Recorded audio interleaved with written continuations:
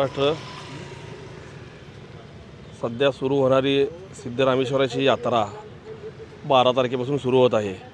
आज आम्ही पालिका अतिरिक्त आयुक्तांना निवेदनाद्वारे कळवलं आहे, महाराष्ट्र नवनिर्माण सेनेच्या वतीनं निवेदन देऊन कळवलं आहे की नंदीध्वज मार्गावर जे खड्डे आहेत, जे मैला मिश्रित पाणी आले की वाहतं, त्यामुळं नंदीध्वज पेलणाऱ्यांचे पावित्र्य धोक्यात येत आहे व भाविकांच्या भावना दुखावल्या जाणार आहेत।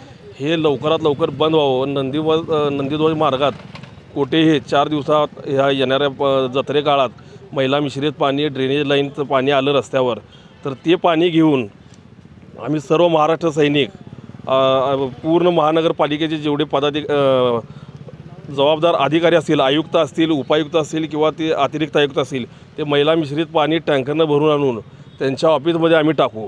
जर ते भावना दुखावल्या तर हे आंदोलन तीव्र करू आम्ही ह्याच्या पुढे। अजून काय कारण काय असं आंदोलन करण्यामागचं? कारण हे आमचा श्रद्धेचा विषय आहे। सिद्धेश्वर महाराज म्हणजे आम्ही काठीकडे सिद्धेश्वर महाराजांचे प्रतिरूप म्हणून पाहतो आम्ही सोलापूरकर सर्वजण, आणि भक्तिभावाने सर्वजण पूजा अर्चा करत असतात। मग ती परवा 2-4 दिवसाखाली आम्ही पाहतोय काट्या जिथं सराव होतो तिथे पाणी ज्यावेळेस येतं त्यावेळेस ओव्हरफ्लो होऊन ड्रेनेजमधून मैला मिश्रित पाणी सर्व घाण रस्त्यावर येतो, आणि ते नंदीध्वज पेलणारे भाविक जे असतात त्यांच्या पायात चप्पल वगैरे नसते, ती पाणी लागून ते विटंबना होत आहे त्याची। त्यामुळे हे आम्हाला बघवलं गेलं नाही। ते आम्ही पदाधिकारी, आमचे जिल्हाध्यक्ष विनायकांना महेंद्रकर यांनी बसून आम्ही मग हे याच्यावर तीव्र प्रतिक्रिया आम्हाला भाविकांमधून आल्या।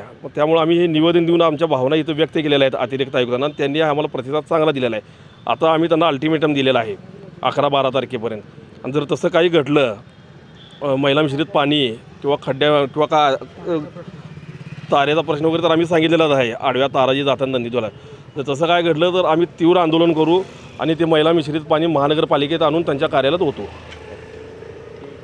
बंधुप्रेम न्यूज चॅनलला लाईक, सबस्क्राईब व बेल आयकॉन दाबायला विसरू नका। धन्यवाद।